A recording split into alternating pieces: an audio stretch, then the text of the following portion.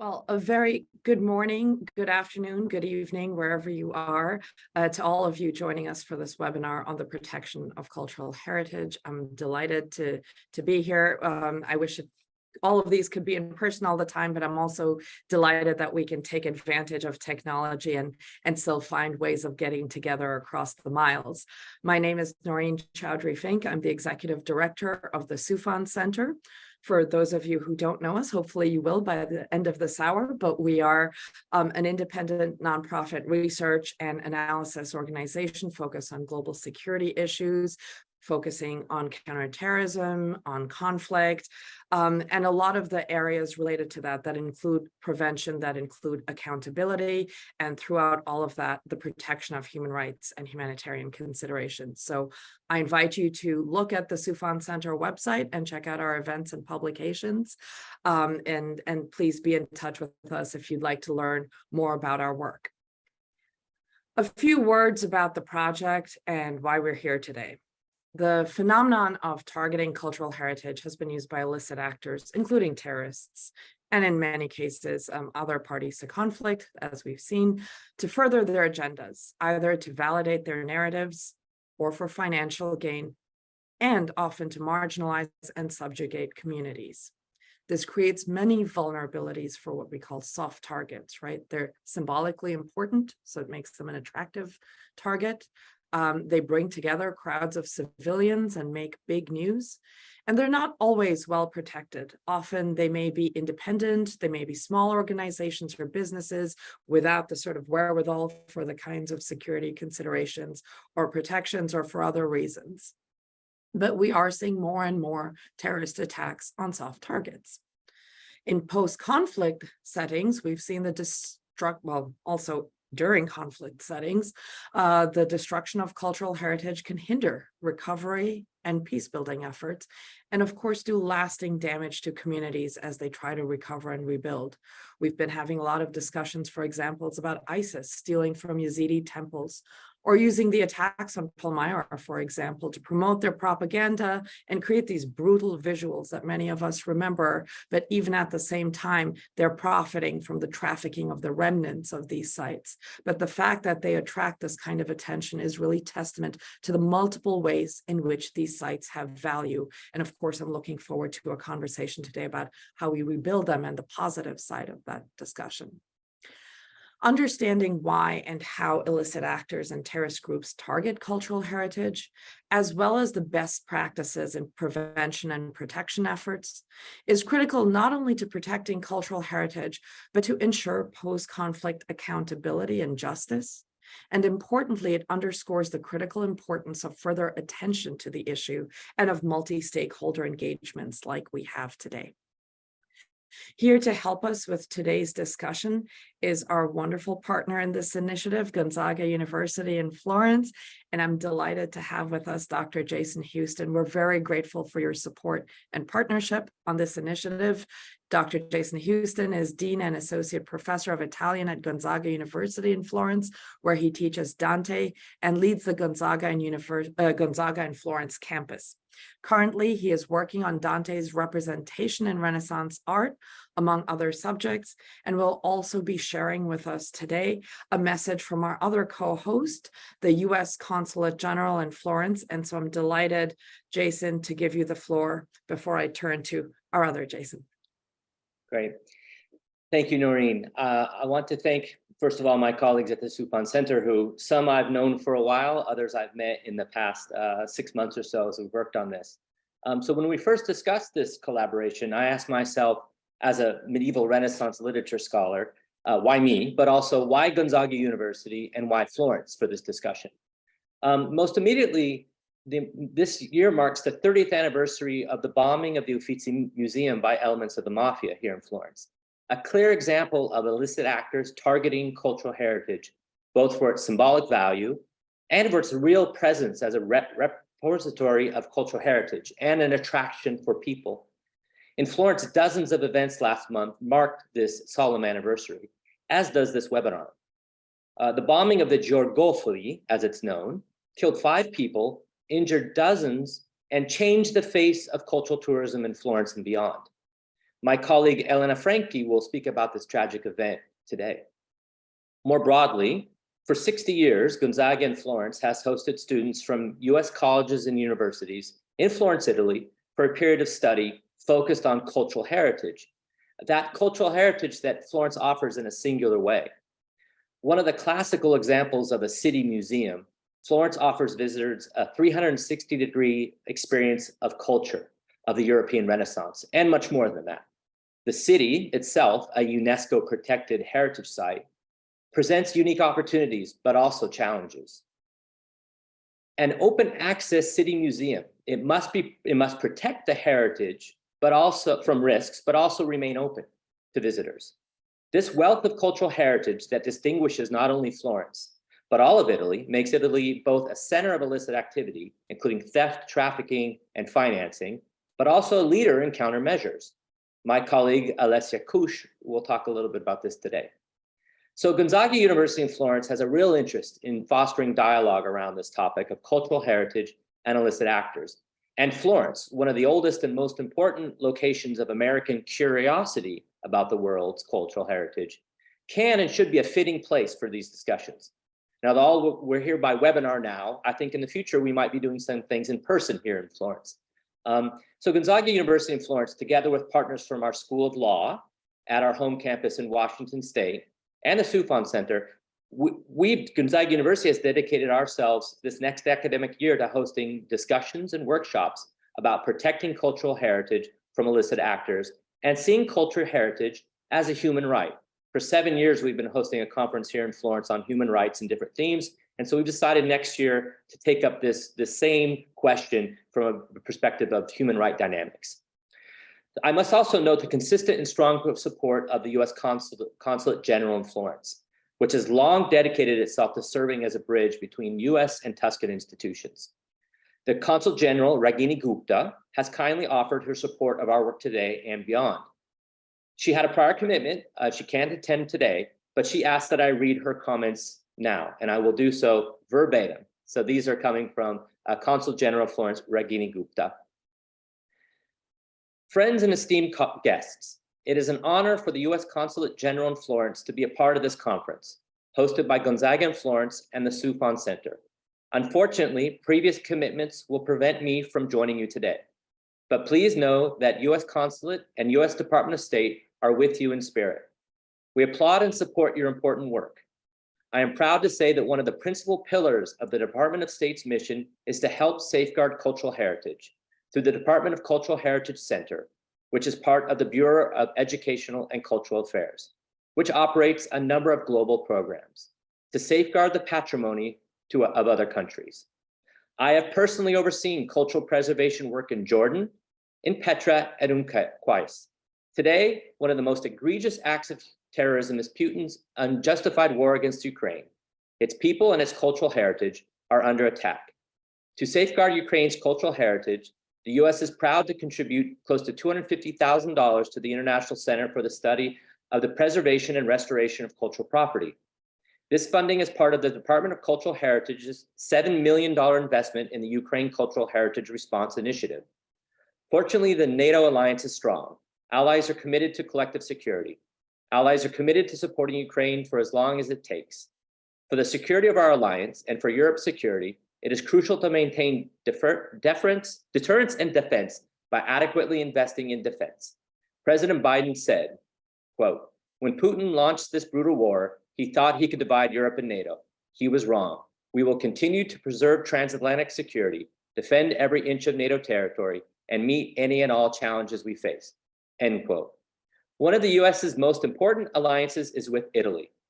The US and Italy have a historic friendship and cultural connection dating back hundreds of years. This cultural connection has blossomed thanks to millions of personal ties, from tourists embarking on their grand tour during the 19th century, to the artists who studied together at the Accademia, to the soldiers and partisans who fought side by side during World War II in Tuscany and in Emilia-Romagna, to the students who dropped everything to lend a hand during the Florence flood of 1966. May 22nd marked the 109th birthday of Frederick Hart, Italian Renaissance scholar and art historian, whose deep love for Italian art moved him to join the Monuments Men, The monument's men in Italy helped safeguard and recover some of the world's most treasured works of art during World War II. The US-Italy cultural collaboration remains strong today.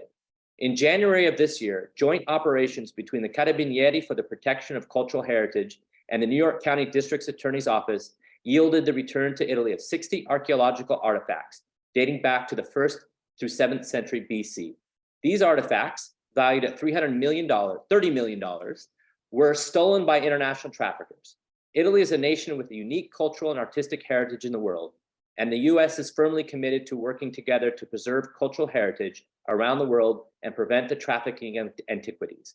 I wish to extend my most heartfelt congratulations to all who made this webinar possible, and I look forward to reading the conference proceedings once they become available.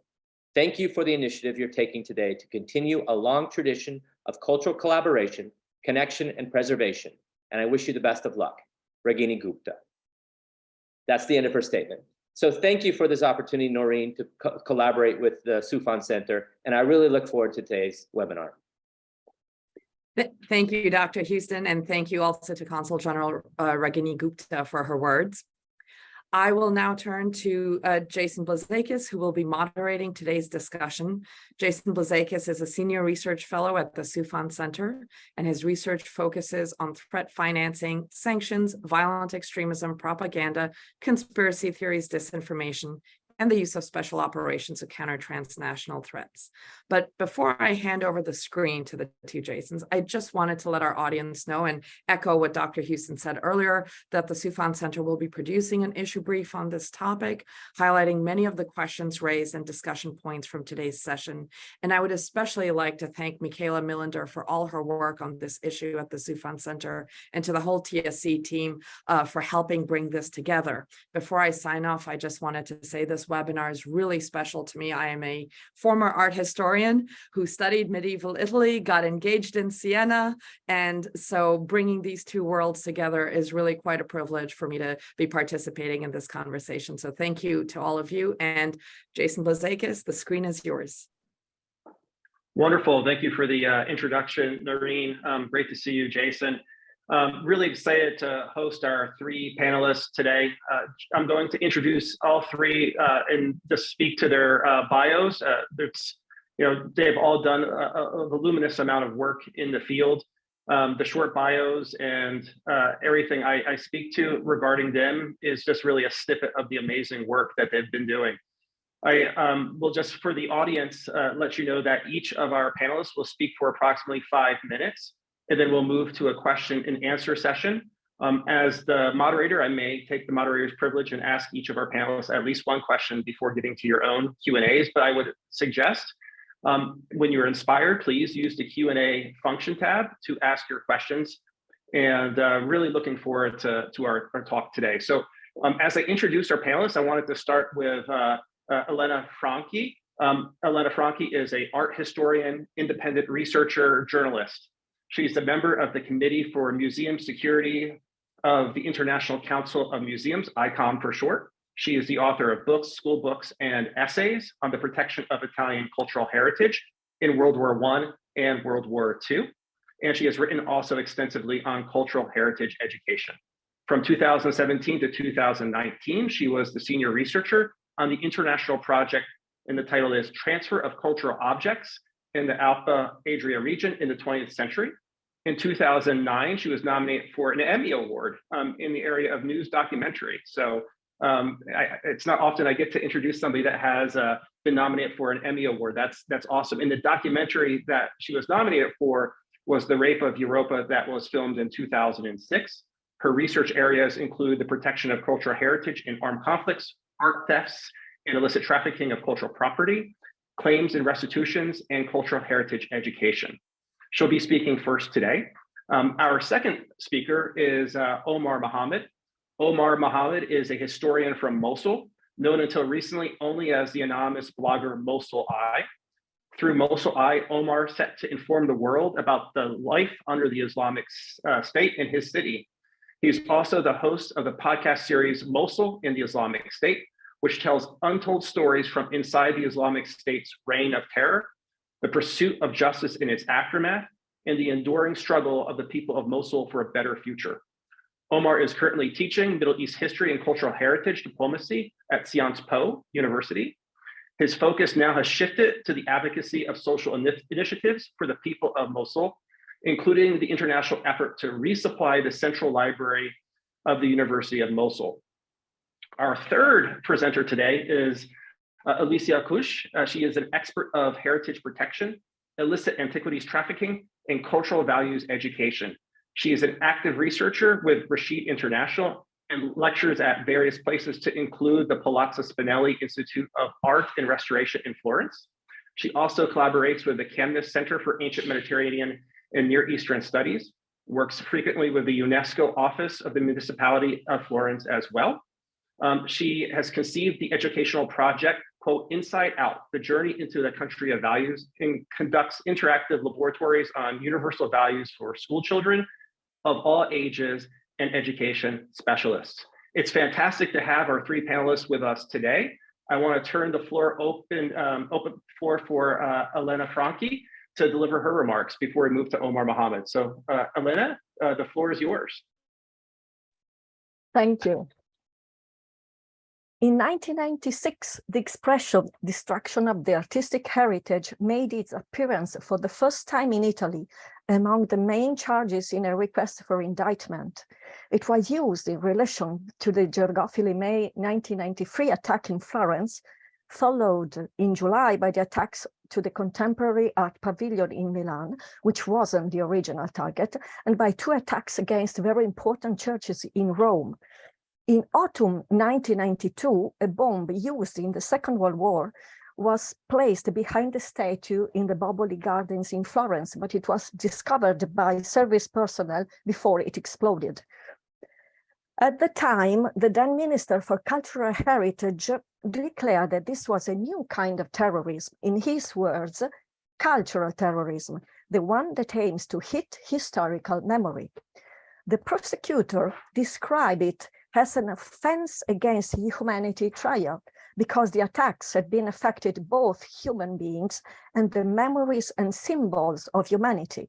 These words bring to mind the preamble of the Convention for the Protection of Cultural Property in the event of armed conflict, 1954. During those years, Cosa Nostra, which is the mafia of Sicilian origin, was adjusting its targets. Traditionally, the mafia just targeted its enemies. In 1992, two very important anti-mafia judges, Giovanni Falcone and Paolo Borsellino, were assassinated. In 1993, mafia bombs were not aimed at particular individuals, and they were not primarily meant to kill people. As the collaborator of justice declared, the casualties were to be considered collateral damage. The bomb exploded during the night where there weren't so many people around. They were to be known as bombs of dialogues, since they aimed at blackmailing the state, sending a clear message: you must deal with us. With the 1993 attacks, the mafia chose symbolic targets out of Sicily, following the example of political terrorism. Cultural heritage was attacked to force the state to change the laws on carcere duro, hard prison regime, represented by Article 41 bis. The laws on collaborators of justice, the so-called pentiti, repentance. Finally, the mafia also wanted two special prisons to be closed down. The decision to target cultural heritage can be traced back to circles external to the mafia. In particular, there were contacts between mafia and an art trafficker who suggested, when a judge is killed, he is replaced. When a policeman is killed, the same thing happens. But if the Leaning Tower of Pisa is destroyed, it's an irreplaceable thing to be destroyed with incalculable damage to the state. So it was the image of Italy that had to be attacked. And the hitting artistic heritage has a great impact on the media. That is exactly what terrorism wants. Investigations are still ongoing.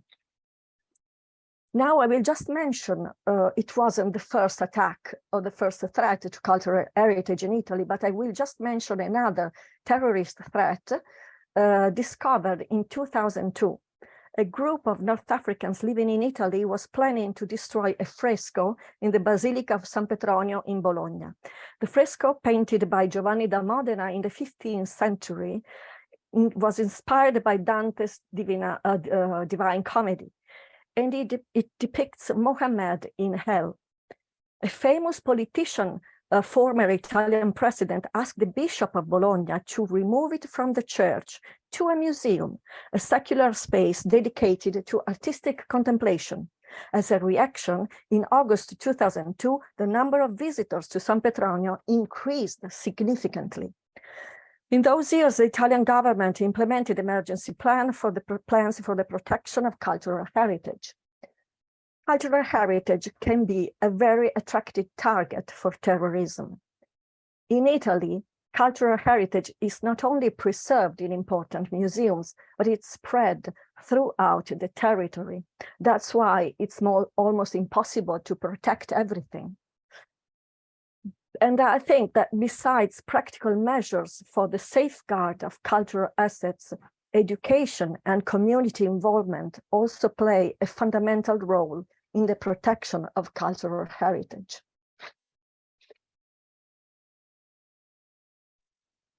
Thank you, Elena, for your intervention, which was exactly at 5 minutes. So that's extremely professional to get us on time.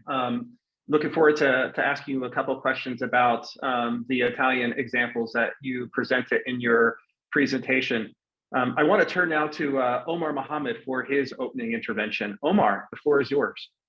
Thank you, Jason. Hello to everyone, to all the listeners. On June 10th, 2014, Mosul fell to the so-called Islamic State.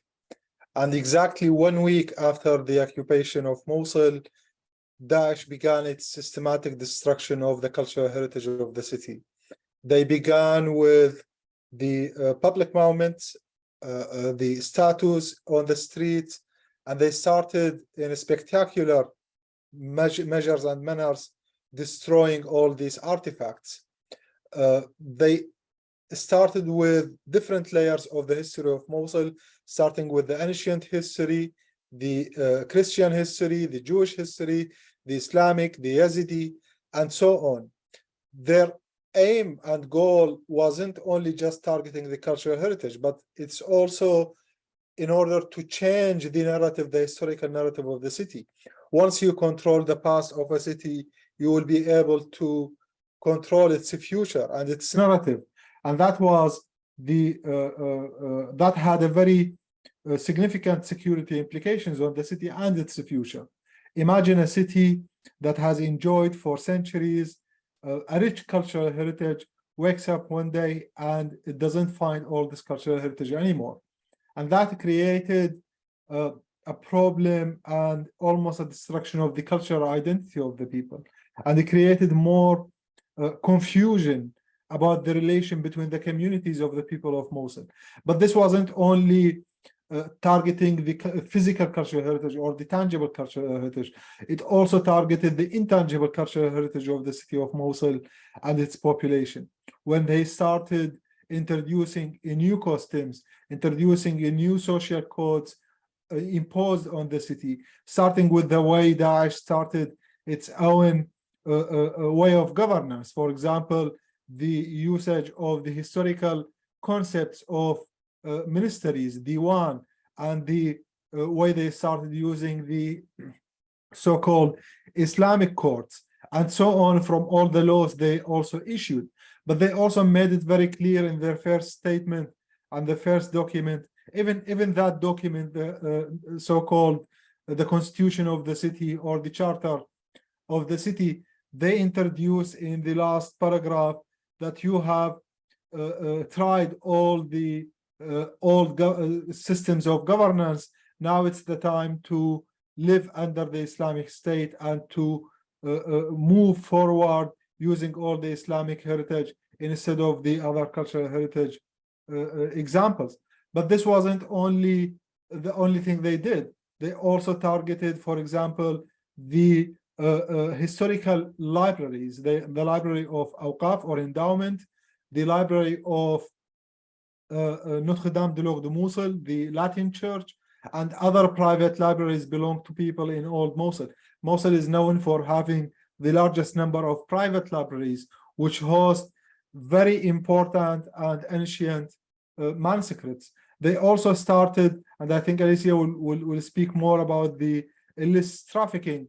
They started taking what can be carried, but they left what was really strong when they started also systematically destroying the Museum of Mosul, which was hosting very important artifacts, Assyrian artifacts, and also from Hatra. That created a great trauma and deep trauma for the people of Mosul, and they are still suffering from that trauma of the destruction of their cultural identity, because we spoke about the tangible and intangible cultural heritage, the heritage that can be carried, but there's also something important, is that the houses of Old Mosul are also historical houses, and they present the cultural identity of the city. Most of these houses were destroyed also during the battle, and unfortunately, in the aftermath of the battle to liberate Mosul, most of the city was destroyed. Over 80% of the historical city was heavily damaged or destroyed. One part wasn't exactly completely damaged or destroyed, which is the oldest part of the city of Mosul. Because of the lack of protection laws, because of the lack of a strategy to protect the cultural heritage, the former governor of Mosul decided to demolish to the ground the oldest part of the city of Mosul, which is known as the Qulayat, or the small castles. And this is the part of the old city of Mosul that connects the west side of the city to the ancient Assyrian side. When the fall of Assyria in 612 BC was destroyed, the people started moving to the other side. Therefore, it began the settlements there. And this was completely demolished to the ground. The UN Habitat estimates the size of the area of 18 football fields, and this was lost forever. But despite all the destruction and all the security implications of this, which has created, as I mentioned, really deep problems and distrust among the population, especially the Christians, the Muslims, the Yazidis. When you lose your cultural identity, you don't know who to trust anymore. But despite all of this systematic destruction that Daesh carried out, and as Naureen mentioned in the beginning of the session, this also became, the destruction of the cultural heritage of Mosul also became one way to attract international community to start working on the recovery of the city of Mosul. I believe that was the yeah, I think I stop here. Sorry for taking more than 5 minutes. Omar, we'll definitely turn back to you to go over some of the actions that you've mentioned that I've been following over your Twitter account as well, in terms of some of the restoration efforts to rebuild your city. And for those of you that don't know, Omar has been living in exile in Europe, and obviously has been very directly impacted by Daesh's activities. I want to turn to Alesia, who's going to continue some of our conversation related to ISIS's exploitation of antiquities and destruction of cultural heritage. Alesia, the floor is yours. Yeah, good afternoon, everyone, and thank you so much to the Soufan Center, to the Gonzaga in Florence University for having me here. It's really a pleasure and an honor to be on this panel and to discuss such important and crucial issues that were crucial 30 years ago, 5 years ago, and are crucial today. So I will continue talking about the illicit actors' involvement, taking over from what Elena said and from what Omar said, talking about the ISIS involvement in antiquities trafficking. Omar has just mentioned all the horrible destruction that happened. So indeed, we all know that ISIS occupied Iraq and Syria from mid-2014 to mid-2017. But it's important to underline that over a third of Iraqi's territory that ISIS covered contained over 5,000 archaeological sites. So around 5,000 archaeological sites were under control of ISIS throughout those years.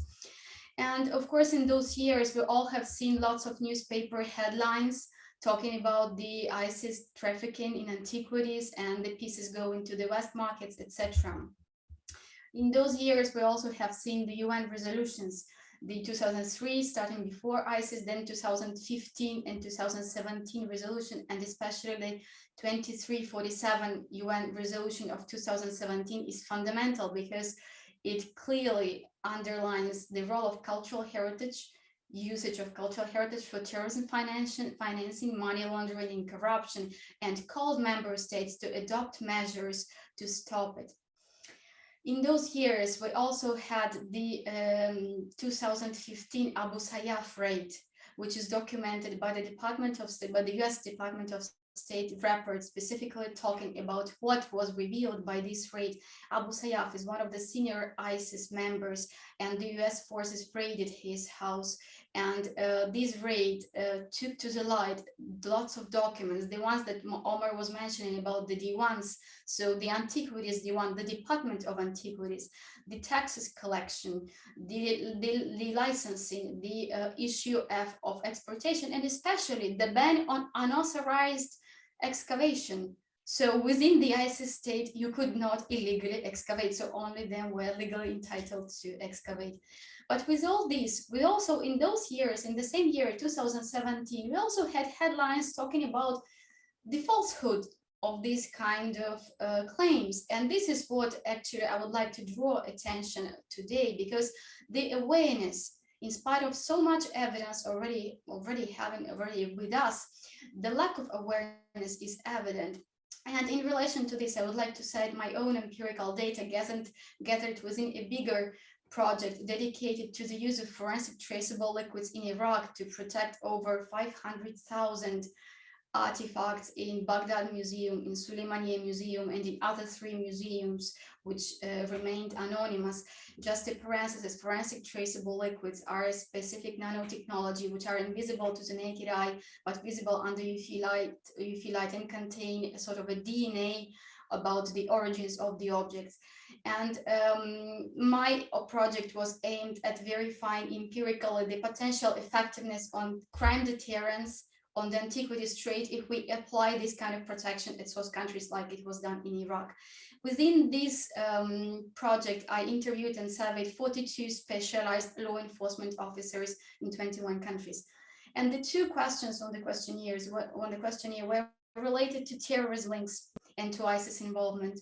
And what is very interesting statistically is that these specialized agents, they all agree that terrorism is linked to heritage and ISIS is involved in antiquities trafficking. But statistically, market countries are much more skeptical about this, saying there is not enough proof. And even more, the initial target group was trade group, was art market, who with such a low response was not included in the statistical analysis. But a few questionnaires that I had, they were openly saying that all this is false evidence, and they were disagreeing with this statement. So with which I would just like to underline the importance of having more comprehensive research on where the objects that left Iraq under ISIS went, of how they transited, which routes they took. We need more criminal investigation on the market, and source countries representative did mention, for example, Jean Bagot case. It's a case in Spain against an art gallerist who is considered to have traded in artifacts coming out from Libya, ISIS-controlled areas. So we need more cases like this, and we need to raise more awareness, especially in the market states, about the extremely blood roots of this phenomenon. So I think that my 5 minutes are over with this, but I think that during the answering questions time, we could be able to dwell more into these issues. So thank you so much for your attention. Alesia, thank you for your intervention. Also exactly at 5 minutes, and I know we'll turn back to you with some questions as well. And this is just a reminder to our audience that should you have any questions, please don't hesitate to put them in the question and answer tab. I am monitoring that actively. Alesia really given me also nightmares because much of what she talked about, the bureaucratization of ISIS in the context of its exploitation of antiquities, the Abu Sayyaf raid from May of 2015. These are all things that when I was in the State Department, the Counterterrorism Bureau tracking ISIS financing, we were very mindful of. But also mindful of some of the challenges, and I think really well stated by Alesia in terms of trying to get countries to take the issue seriously. And it's taken some years to do so. Where it's been taken seriously for quite some time, of course, and I think this is a great way to pivot to you, Elena, is Italy. Italy has been dealing with the challenge of criminal organizations, terrorist attacks as it relates to cultural heritage. And you mentioned briefly the Italian government experience, and post 2001, the Italian government implemented some emergency plans for the protection of cultural heritage. I was hoping you'd perhaps tell us a little bit more about some of the practical things the Italian government has put in place to try to stop the scourge of the destruction of cultural heritage. Yeah, yes, in those years, the Ministry of Cultural Heritage issued some circulars asking museums and cultural institutions to asking for emergency plans. But we must remember that an emergency plan must always be up to date. You can just write it once, and then anti-terrorism exercises are very important. In Italy, we have Carabinieri for protection of cultural heritage that can, for instance, museums and highlight critical points for the security. As for the measures of the beginning of the 2004-2007, for instance, the list of every time, since you can't protect everything, list of priority must be drawn. In Italy, some cities and some museums had, for instance, where some museums were equipped with metal detectors. In Italy, the attention was focused on Rome and the Colosseum, which is the most visited monument in Italy, and some important museums, and obviously Florence and Venice. They also thought to put barriers around, gates around the Piazza dei Miracoli in Pisa Square, but to forbid bicycles at night, but it was not possible. Then people reacted, opposed this possibility. Then, for instance, in those years, it was forbidden to, we couldn't go with big bags into museums or to park the car near museums. Rubbish bins were removed in St. Mark Square in Venice. But there weren't enough staff to do the check. And for instance, in July 2005, in Pisa, a journalist managed to go to the top of the Leaning Tower, climb the tower, and with a very big backpack, and he left it there. There was a friend who helped him. He left it on top of the tower and then went away. So he managed to demonstrate that a terrorist attack was absolutely possible. As for the exercises in always in 2005, there were some anti-terrorism exercise in Rome, also around the Colosseum, but it was like an ideal situation. As for the number of firefighters, there is not always such a number of free firefighters to face a threat to cultural heritage. Thank you, Elena. A fantastic intervention. It gives us a lot to think about. Many of the experiences of the Italian government I've seen actually put in place as it relates to the protection of state institutions and state bodies, such as government buildings, for instance. I can remember very worrisomely the attacks in the 1990s related to the Olympic Park bombings and Atlanta, and the removal of garbage cans around facilities like that as being a common practice as well.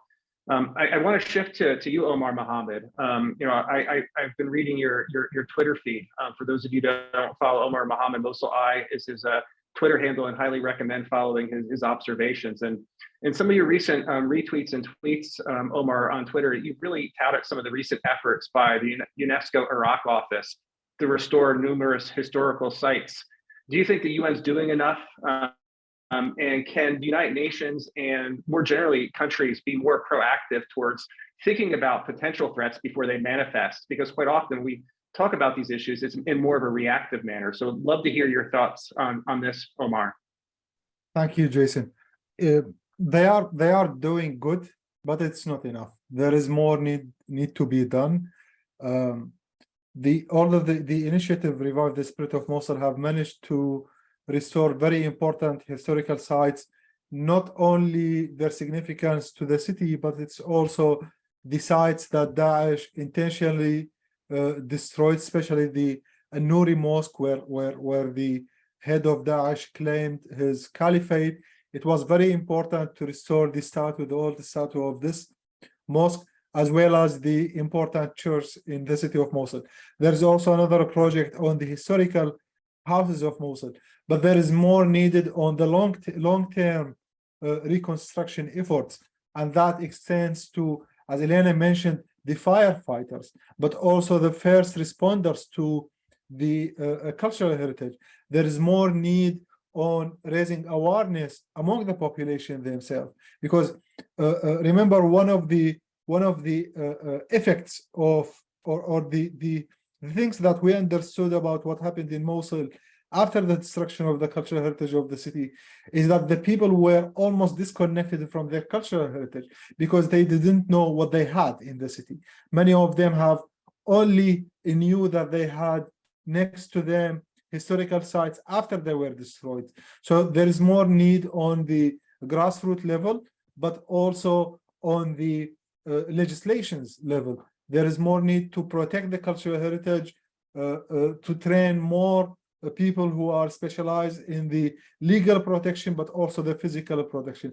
I think the UN agencies can do more, and it can be possible. Especially Mosul is now nominated on the World Heritage, especially the old part of the city, on the World Heritage sites of UNESCO. I think that statue would give it more importance and more protection. Thank you, Omar. And I want to continue this theme of looking at Iraq as we move to Alesia. In our exchange in the lead up to this webinar, there was so much ground I know that you want to cover, and I think we just scratched the surface of things that you want to talk about. For instance, you highlighted between 2014 and 17. We're talking nearly 5,000 sites being controlled by ISIS, to include activities related to the plundering of museums, archives. Some have been describing this in your own writing as well as a smokescreen for ISIS institutionalized trade of antiquities, some of which you talked about in terms of its bureaucratization of the trade. Love to see if you could maybe go over an example of a specific case. I know there is one specifically that you wanted to touch on, and perhaps you could share some of your thoughts about this one specific case. Yeah, thank you so much, Jason, because indeed, along with this horrifying destruction that Omar is talking, and this was like one side of what has been doing, the cultural genocide and the physical destruction and identitarian destruction. There was also, this destruction was also used as a small screen for looting, and a very eloquent example for this is the Nabi Yunus Mosque case, which is in Mosul, and Omar definitely knows well what I'm talking about. It was built in 1365, and it was blown up, exploded, destroyed by ISIS on 24 July 2014. The mosque is dedicated to Prophet Jonah. which is an important prophet for 3 monotheist religions, for Hebrews, for Christians, and for all Muslims. So it was a very sacred site. And so to say, the motivation that the ISIS gave was the ideological one, as the grave of Prophet Jonah is supposed to be there, and all the devotees of these religions believe that the grave is there. So the ISIS said that it's against Quran, it's against the Prophet Mohammed to, you know, to pray to go and to somewhere where the graves are. So this was their motivation. Then in the reports, the locals were referring to that before the ISIS blew up and exploded the mosque, they took away all the historical stuff from there. But this was again only a second layer. If we go lower, if we go ever lower, when in 2017 the ISIS left the territory and it was possible to go to the site, what was seen and explored was the system of tunnels under what was the Nabi Yunus Mosque. And there is a very specific explanation to this, because in the 1850s, when the first archaeological excavations were going on in Iraq at that Ottoman Empire, it was discovered that under this mosque, there was an Assyrian palace with all the reliefs and all the possible archaeological treasures that could be found there. The excavation was started by the Austin Henry Layard and his Mosul-born assistant, Hormuz Rassam, but they stopped because of the fear to compromise the physical structure, that it could collapse if the excavation goes underneath, and this would really compromise the sanctity of the place, so sacred for so many people. So they didn't go ahead in the 1850s. The attempts to excavate were resumed in 1980s under the Republic of Iraqi government, etc. And for the same reason, they didn't go ahead.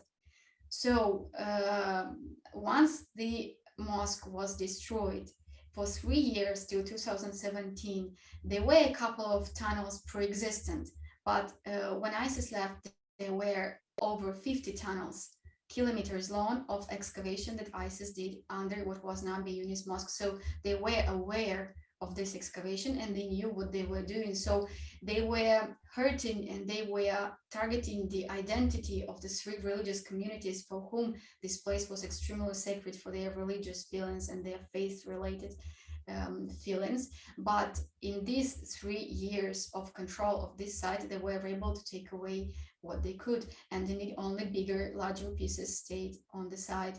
So this is another phase of this destruction. So it is a very important blow to the identity, undisputable, extremely hurtful for all these people.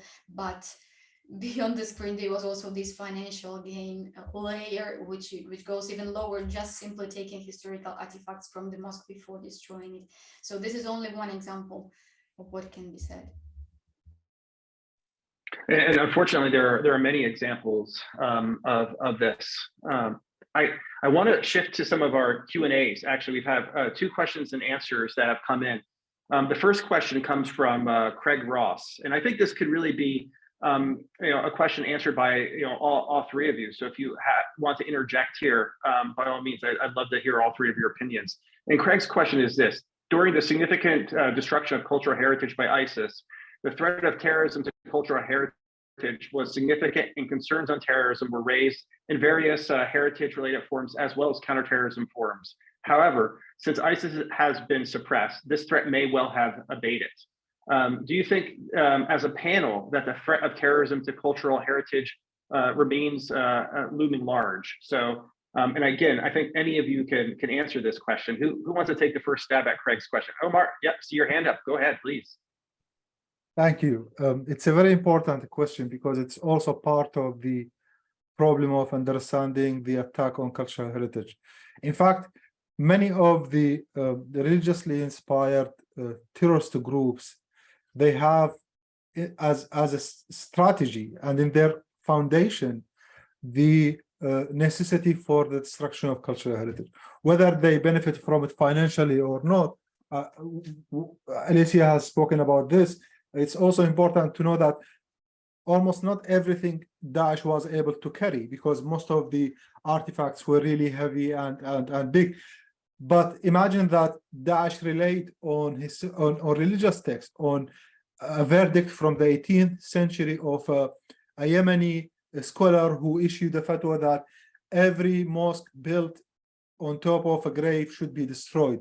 However, Daesh also justified using or manipulating the religious text, explaining that that is the justification. They even published a document justifying the destruction of the cultural heritage in Mosul and other parts of the world. Therefore, the risk of terrorist groups attacking cultural heritage is still there, which is why there is a need to work more on preparing the communities to make the legislations stronger, but also the first responders to such kind of potential destruction.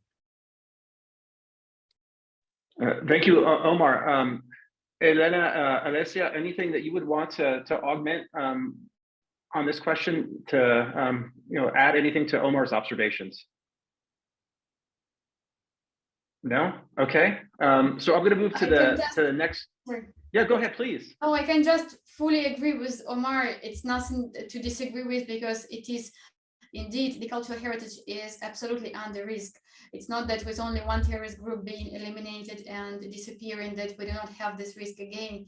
It is, I think, unfortunately, being the symbol of civilization and identity, it is under risk as the heart of humanity itself, be it in a smaller size as a local community or in a larger size as a nation or as a community as such, which suffers when the elements of civilization important for the whole world are being targeted.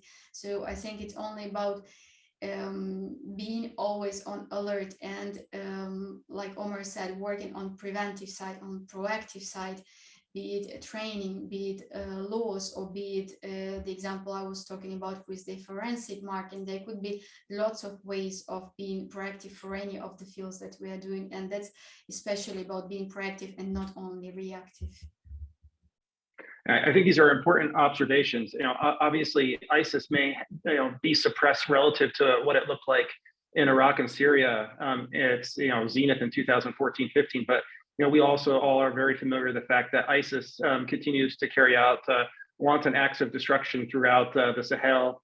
Places like Mali, where there's rich cultural heritage, remains at risk by ISIS. But also, of course, to your point, there are scores of terrorist groups on this earth, unfortunately, who would do cultural heritage harm. And to Elena's point earlier today, we also have to think through the context of organized crime as well, and criminal organizations destroying cultural heritage, as we've seen in the Italian context. There's a fantastic question I want to get to here. And again, I think this could be for all three of you. And this comes from Anne Maria. Would you have expert advice on examples how threat and risk assessments relevant to these targets are shared beyond government authorities, such as operators, owners, managers of such sites or facilities, in order to have in place appropriate security measures and effective mitigation of risks to such targets? So a wonderful question, very broad. I think it gets us thinking about protecting the cultural heritage that's so vitally important. So I want to open up the floor for all three of you to particularly answer this question. I think I could give an example of what happened in 1993. Well, after Gergofili attack, the Italian police had been alerted about possible attacks on to some symbolic places in Milan. And so increased security measures were undertaken on possible targets, and they chose the most important targets, such as Duomo, the Castello Sforzesco, or the Scala Theatre, Brera museums. They didn't even think of the art pavilion, since it wasn't well known even by the local population. So it's not that easy to, that there's an alarm, but there's a possible terrorist attack, but it depends how you choose where to improve security measures. Thank you, Elena. There's another question that's come in, and it's been sent on by Jason on behalf of a colleague, and I think it's a really good question. how would the panelists interpret existing international regimes to deal with all the potential illicit actors who destroy cultural heritage? So in essence, do you think that the current international legal regime, structures, regulations that are in place, is that sufficient, or is there more that needs to be done? And this, I think, could be an appropriate question for any of you again. I could go for my part for what relates to Please. trafficking, for trafficking. So for sure, we have the instruments like the 1970 Convention, we have the instruments like the 1992 UNIDROIT Convention, the UN resolutions by Security Council, but surely more could be done, and especially in terms of criminal prosecution and criminal investigation, because what we often see is the restitution of pieces when it comes to illegal antiquities trafficking. It appears to be an ultimate measure when pieces are being restituted to countries of origin from the countries they are proven to be illicitly retained. But very rarely, if ever, there is a criminal investigation and arrest or prosecution. And this is actually acting it's producing very little deterrence. So there was the Nicosia Convention most recently, which aimed to bring about the criminal elements, but it still has very limited number of ratifications, and still it should be transposed into national laws. So personally, in my opinion, to create deterrence, because when we talk about the flows of trafficking from affected countries, the flows direct us to market states. So, and this is where we also should not forget to direct our attentions, because it's not only on the ground, it's also on the ground in the market states where the illicit sales are occurring. So I definitely think that if we had more instruments with criminal elements, it would be helpful to create more deterrence and to stop this flow from where, you know, the demand supply chain acts. Yeah. And does anybody else have? Yeah, Omar, go ahead, please. Sorry, yeah. In fact, on the measures and also the global role and regime of the cultural heritage, there is one problem, two problems actually. One is that we haven't invested enough in the prevention policies. Most of the policies have been focused on the aftermath, and we have seen from the example of Iraq and Syria, Afghanistan, Libya, and other countries, is that when it happens, there are no measures, even from the UN, from many of the countries, there are no measures to actually prevent this destruction. And the other thing is that there is more need on global collaboration and information sharing between countries. It's not very, very efficient, and it didn't help preventing many of the crimes of illicit trafficking. For example, post-2003 invasion, many of the museums in Iraq were looted, and many of those museums, beside the organized crime looting, there were also people who have been looting, but they didn't know the value of what they were taking. Therefore, the collaboration between Iraq and Italy, especially the Carabinieri, on the protection of cultural heritage, launched a campaign and advised the population, explaining to them the value of what they have taken. Therefore, the people started coming back and bringing back the artifacts. But there are many more examples on the global scale when something is looted from Iraq, and there are still thousands of looted artifacts, and it is not clear if the international collaboration is actually providing enough information to help Iraq restore those artifacts. And I believe that the investment more in prevention policies would really help in future. Unfortunately, in the future and potential conflicts, as you mentioned, Jason, there are in Africa, there is already ongoing destruction of our cultural heritage there. Yeah, I would echo the call for governments to be serious about implementing prevention measures, to engage in greater information exchange. Omar, that I think it's an extremely important point. And then to share risk assessments that governments may have with other non-state entities who are in these industries, especially really areas in which we see many of the looted antiquities being sold to market at places like auction houses. I think there needs to be more interaction at that level as well. We have, we're gonna go just a couple minutes over with the indulgence of our three esteemed panelists. And the last question from our audience I'd like to ask, and I don't think we're gonna be able to get to all the questions, unfortunately, is from Dr. Blazakis Khan, who asked the panelists, you all have touched on either terrorist groups in the context of ISIS or mafia criminal organizations, but could you expand more generally on each of your views regarding the crime terror nexus as it exists in the field of illicit antiquity trafficking? Is there anything here that you would want to add that you've not had an opportunity to speak to? And again, I think this is a question that can be for potentially all three of you.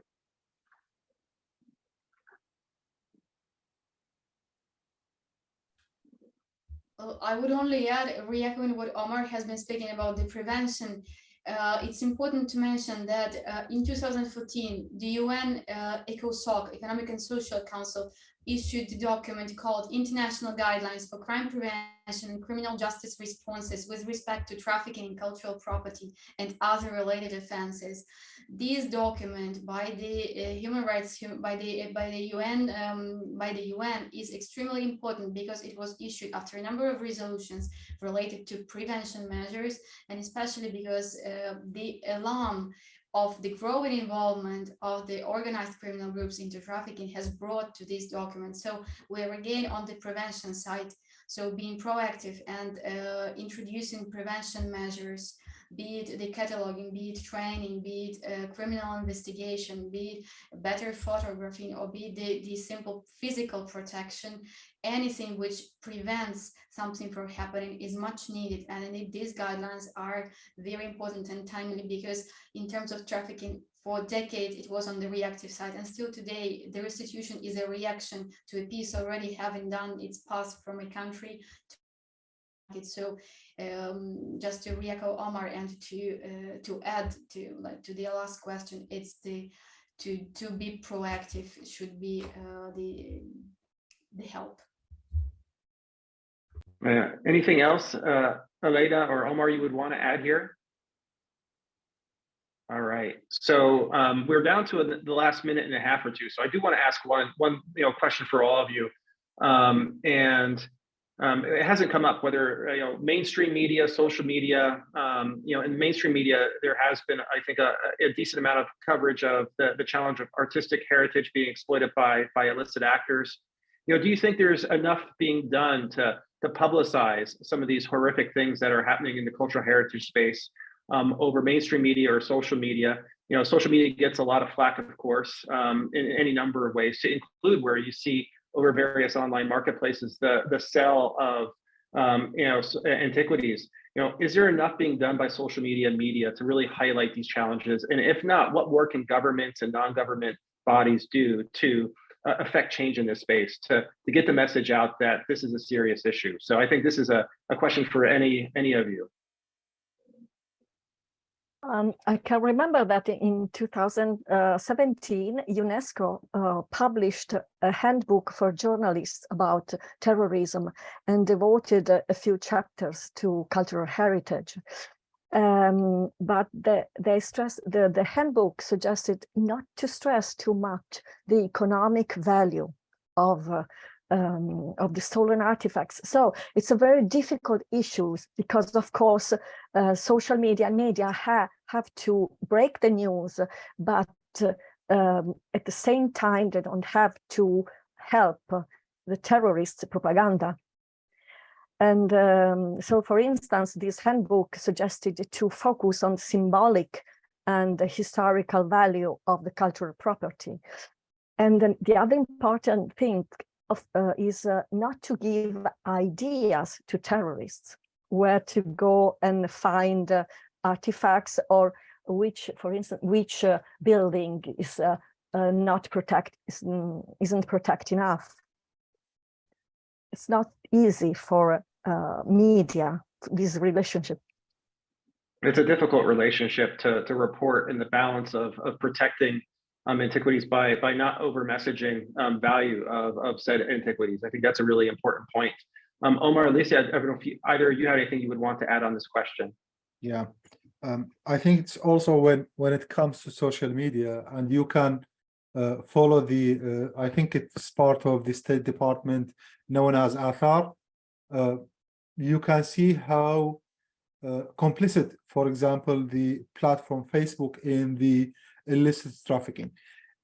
It has become very easy to find artifacts online, on Facebook, on eBay, on many other platforms.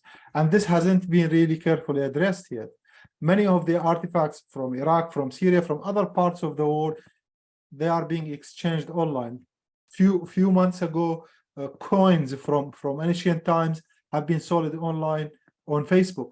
I think it's also a problem, not only just reporting, but the existential problem of how can we deal with the artifacts? Is it about the economic value of them, or is it about just the historical and the identity value?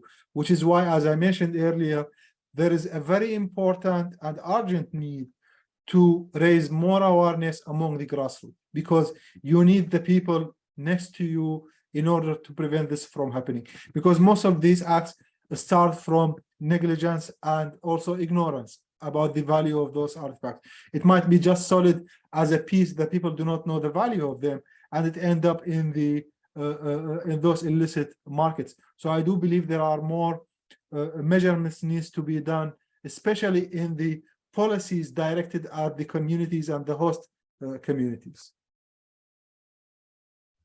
Alesia, anything to add?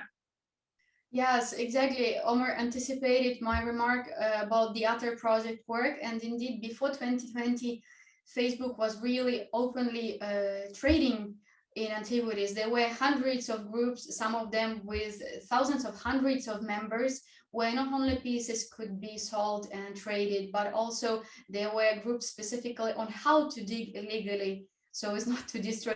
There were the videos and the tutorials, and the Athar group did really amazing job going with accounts undercover into these groups and documenting, print screening. And especially what came out from this is that often cultural pieces could appear on Facebook and then in parallel on various, on Armory Bazaar, for example, on channels where arms are illicitly sold, etc. So the direct links between the platforms has been seen. And what happened is that with Athar's pressures and also BBC investigation on it, and Facebook also launched asked other stakeholders to contribute to this investigation. Facebook had to introduce the ban on historic artifact sale on their platform. So another issue would be implementation, but the ban was introduced. And if now you go on Facebook and search for prohibited items, you will find also historical artifacts. Till 2021, it was not there. So it is a small change, and it will strongly depend on the implementation. But the role of social media, it's like Omar was saying, it's not only about reporting. It's only one side. The other side is the use of social media, because eBay is also used. Google could also be used. So the real platforms are used not only for reporting, but for sale. And so this should not be underestimated, both in terms of fakes, because this access to online world gives lots of possibilities for creating fakes and selling fakes for cheap prices, but also for bigger pieces appearing online and then going even lower underground with Telegram, WhatsApp, and other channels. So this is an extremely important layer for these kind of investigations, and very difficult to monitor. Yeah, I want to thank all three of our panelists for taking their time today to meet with us, to chat with us about these very significant national security challenges of protecting cultural heritage and soft targets. It's been an extreme pleasure to be your moderator today. I've learned so much. I think we're really just scratching the surface here of some of these challenges. Only at the end did we turn to social media, but there is so much more that we could talk about. And I am heartened to know that a lot of these conversations will continue. The work between the Soufan Center, Gonzaga University in Florence, and our colleagues at the U.S. Department of State, the Consulate General in Florence, who is also a partner in this event. I want to thank you all, our participants, our guests who asked questions, and those of you that listened in today, and wish you all a fantastic afternoon or morning, wherever you may be. Take care. Thanks, everyone. Bye-bye.